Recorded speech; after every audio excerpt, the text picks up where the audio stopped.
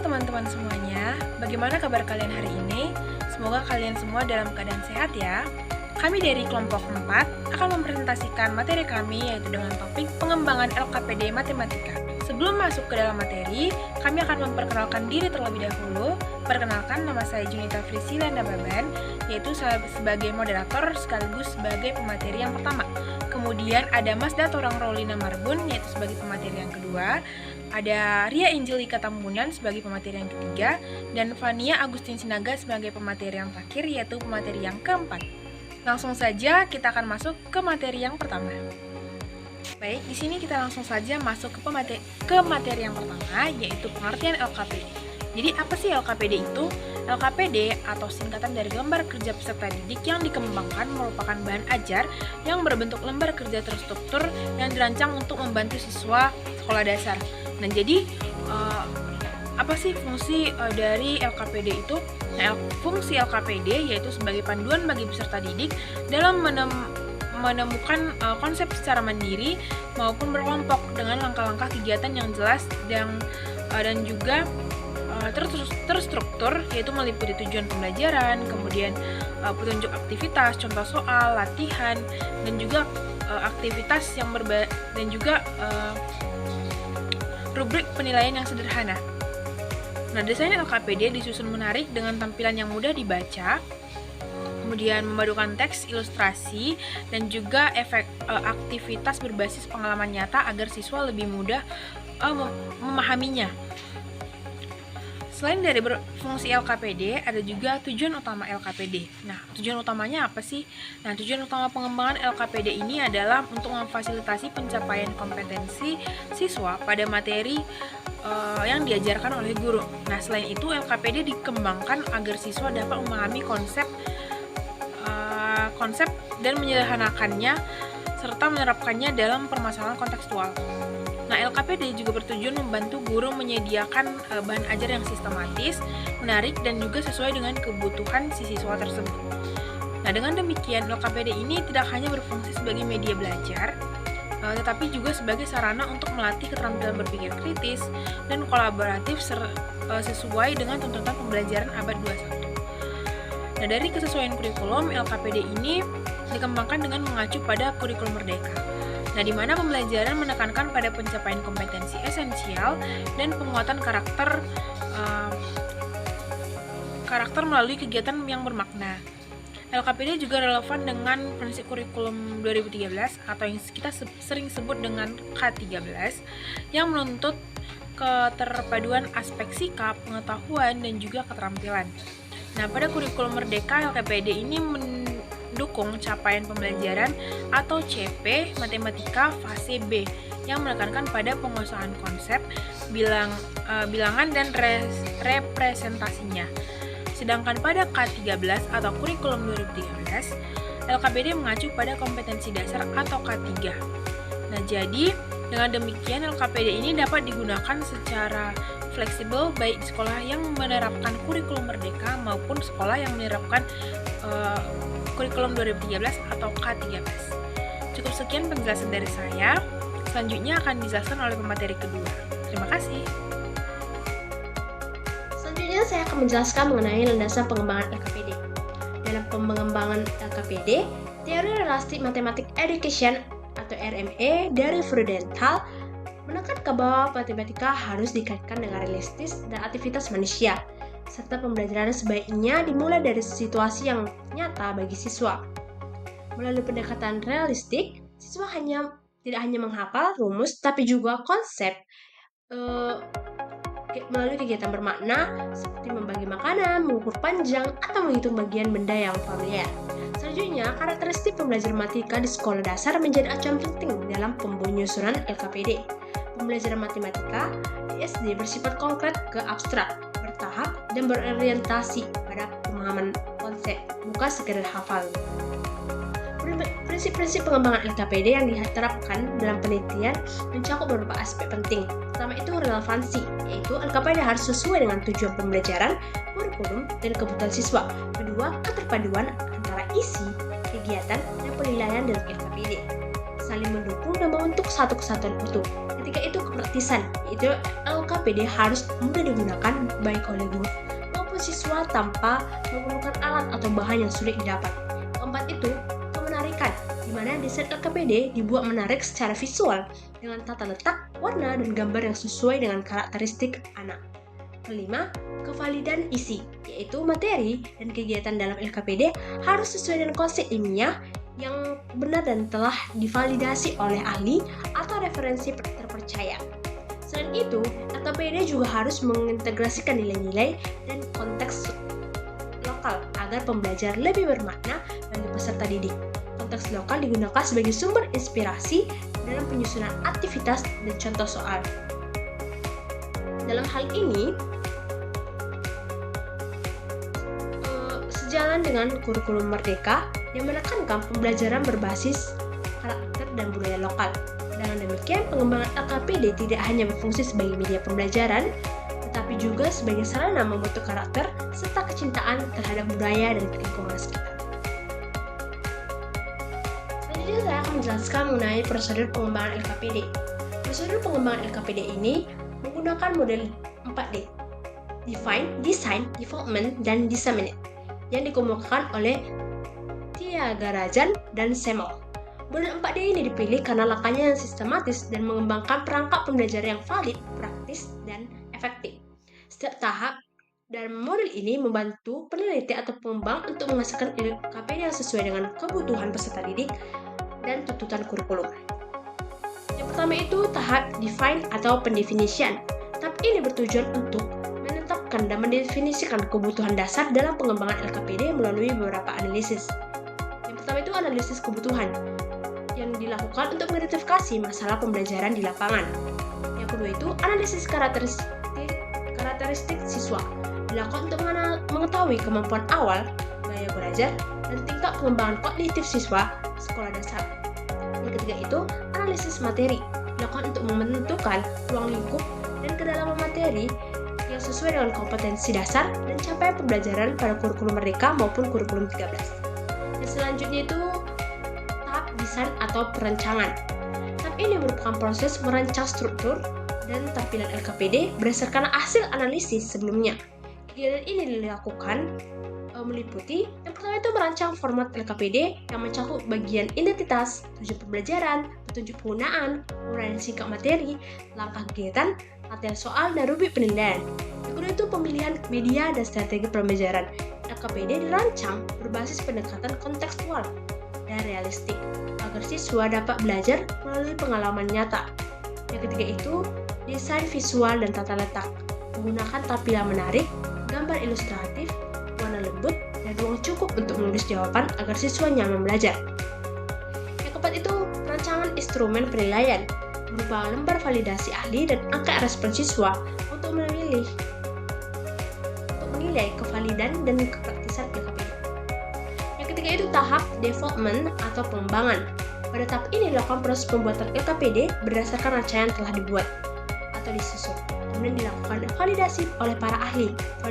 Validasi dilakukan oleh ahli materi, ahli media, dan ahli pembelajaran untuk memastikan bahwa LKPD menentukan kriteria kevalidan isi, tampilan, dan keterpakaian. Selanjutnya itu tahap disseminate atau penyebaran. Tahap terakhir ini adalah diseminasi atau penyebaran. Itu memperkenalkan LKPD yang telah dikembangkan kepada guru dan siswa di sekolah sasaran. Penyebaran dilakukan dalam skala terbatas, misalnya di satu kelas atau beberapa sekolah dan dengan karakteristik serupa. Tujuannya untuk memperoleh umpan balik tambahan serta melihat sejauh mana LKPD dapat digunakan dalam konteks pembelajaran sebenarnya.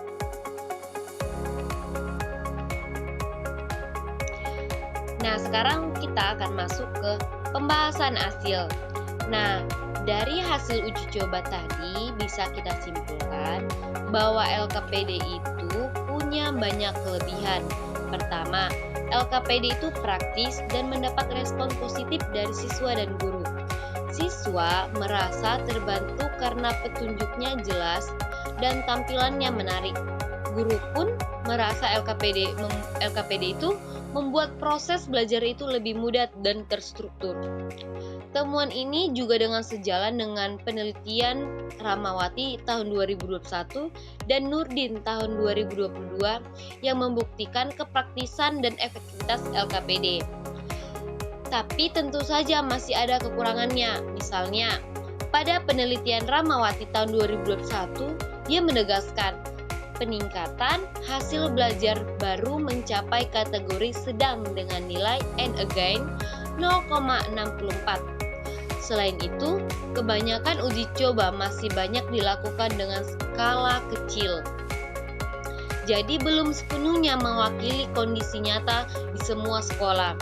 Ada juga nih tantangan dari fasilitas, terutama di sekolah yang belum siap menggunakan perangkat digital. Maka dari itu, perlu pelatihan guru dan perbaikan infrastruktur supaya penerapan LKPD bisa lebih maksimal. Walaupun begitu, manfaat LKPD tetap besar. Dengan LKPD di sini, siswa jadi lebih aktif, berpikir kritis, berkolaborasi, dan belajar dengan cara yang menyenangkan. Guru pun di sini tentu terbantu dalam mengatur kegiatan pembelajaran agar lebih sistematis dan menarik. Jadi bisa kita simpulkan bahwa pengembangan LKPD haruslah tetap dilakukan supaya lebih inovatif sesuai dengan kurikulum dan selaras dengan perkembangan teknologi pendidikan. Baiklah, sekian. Baik, selanjutnya saya akan membahas analisis efektivitas dan pembahasan pengembangan LKPD, yaitu yang pertama hasil belajar siswa menggunakan LKPD. Setelah menggunakan LKPD, hasil belajar siswa terbukti meningkat secara signifikan karena membuat siswa lebih aktif, termotivasi, dan lebih paham melalui kegiatan langsung, bukan hanya mendengar penjelasan guru. Misalnya, siswa jadi lebih berani bertanya, aktif diskusi dan bekerja sama dalam kelompok.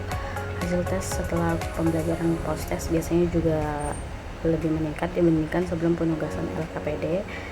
Guru pun merasa terbantu karena LKPD membuat pembelajaran lebih terarah dan sesuai kurikulum.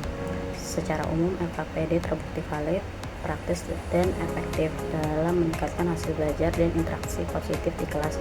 Baru yang kedua yaitu perbandingan sebelum dan sesudah penggunaan LKPD. Sebelum penggunaan LKPD, siswa biasanya diberi pretest untuk melihat pemahaman awal mereka. Nilai pretest umumnya masih rendah karena mereka belum belajar secara sistematis. Contohnya pada penelitian Susanti 2023 yaitu menunjukkan bahwa sebelum memakai LKPD, rata-rata nilai siswa masih rendah karena mereka hanya menerima teori tanpa keterlibatan aktif. Setelah memakai LKPD, hasil post-test meningkat signifikan. Yang dimana pada penelitian Rahmawati DKK pada tahun 2021 mencatat bahwa kepraktisan LKPD mencapai 3,47 dan respons siswa sebanyak 94,26%. Begitu juga penelitian Susanti pada tahun 2023 menunjukkan bahwa peningkatan skor 43,32% dari pretest ke post-test. Baru selanjutnya yaitu yang ketiga, analisis peningkatan pemahaman konsep matematika. Kalau kita lihat dari sisi matematika, peningkatan pemahaman konsep juga sangat jelas.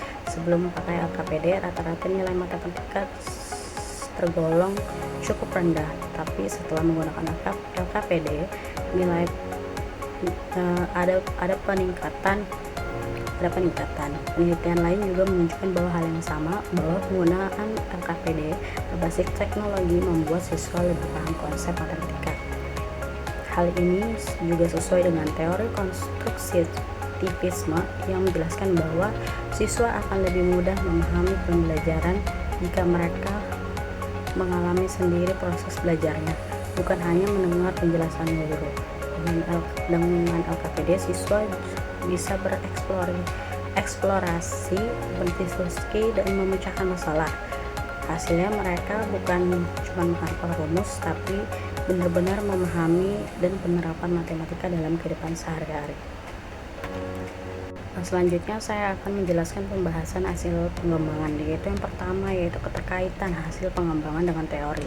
Hasil pengembangan LKPD sangat berkaitan dengan teori konstruktivisme yang menekankan bahwa siswa membangun sendiri pengetahuannya melalui pengalaman. LKPD membantu proses ini karena siswa diajak menemukan, mengamati, dan mengorganisasi informasi secara aktif. Selain itu, teori pembelajaran sosial juga berperan penting karena LKPD mendorong kerjasama dan diskusi kelompok. Dalam proses ini, guru juga berperan penting sebagai fasilitator atau bimbingan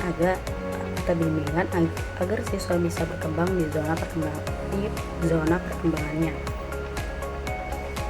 LKPD juga sejalan dengan teori motivasi belajar karena tampilannya menarik dan instruksinya jelas, sehingga siswa bersemangat dan fokus belajar. Baru selanjutnya yaitu kelebihan dan kekurangan LKPD. Kelebihan LKPD yaitu yang pertama meningkatkan keaktifan dan kemandirian belajar siswa. Yang kedua, membantu siswa memahami konsep acara secara konkret dan terstruktur. Baru yang ketiga yaitu mempermudah guru mengelola pembelajaran agar lebih terarah dan efisien. Yang keempat, menumbuhkan motivasi dan rasa ingin tahu siswa. Dan kekurangan LKPD yaitu yang pertama yaitu efektivitasnya tergantung pada kemampuan guru dalam mengelola LKPD. Pengembangannya butuh waktu dan sumber daya seperti fasilitas dan teknologi. Namun, walaupun ada kekurangannya, manfaatnya tetap jauh lebih besar. LKPD tetap menjadi media yang efektif untuk mengembangkan berpikir kritis, kreatif, komunikatif, dan kolaboratif. Baru selanjutnya yaitu kesesuaian LKPD dengan karakteristik siswa. Untuk siswa SD, LKPD sangat cocok. Anak SD berada di tahap operasional konkret yang menurut Piaget, jadi mereka belajar lebih efektif lewat aktivitas nyata dan visual. LKPD yang berisi gambar, tugas kelompok, dan kegiatan pengamatan sangat membantu mereka memahami konsep dengan cara menyenangkan dan bermakna. Terus selanjutnya yaitu implikasi pembelajaran matematika di SD. Dari hasil penelitian, penggunaan LKPD punya dampak besar dalam pembelajaran matematika di SD, yaitu membuat pembelajaran lebih terstruktur, menarik dan interaktif, meningkatkan hasil belajar dan keterampilan berpikir kritis, dan juga membantu guru menilai proses dan hasil belajar dengan lebih akurat. Selain itu, LKPD juga memudahkan siswa belajar sambil berbuat. Mereka tidak hanya mendengarkan, tetapi benar-benar melakukan dan memahami. Karena itu, pengembangan LKPD perlu terus dilakukan supaya pembelajaran di SD bisa menjadi lebih aktif, kontekstual, dan menyenangkan. Itu saja penjelasan dari saya. Saya kembalikan kepada moderator. Baik, setelah selesai kami mempresentasikan materi kami, di sini dapat kita simpulkan bahwa pengembangan LKPD Matematika bertujuan untuk membantu siswa belajar secara aktif, kreatif, dan juga kontekstual sesuai dengan karakteristik anak sekolah dasar. Hasil uji coba menunjukkan bahwa LKPD yang dikembangkan tergolong valid, praktis, dan juga efektif dalam meningkatkan motivasi, keaktifan, serta hasil belajar siswa. LKPD juga mempermudah guru dalam mengelola pembelajaran yang sistematis dan menarik. Melalui kegiatan pada LKPD, siswa lebih mudah memahami konsep matematika karena belajar melalui pengalaman langsung, diskusi, dan kerja kelompok. Nah, meskipun masih terdapat kendala seperti keterbatasan fasilitas dan kesiapan guru, LKPD tetap memberikan dampak yang positif dalam menciptakan pembelajaran matematika yang aktif, inovatif, dan juga bermakna sesuai dengan tuntutan pendidikan abad 21. Cukup sekian hasil presentasi dari kelompok kami. Untuk teman-teman yang ingin bertanya mengenai materi kami, teman-teman bisa menulis di kolom komentar. Cukup sekian, kami mengucapkan terima kasih dan sampai jumpa di kelas selanjutnya.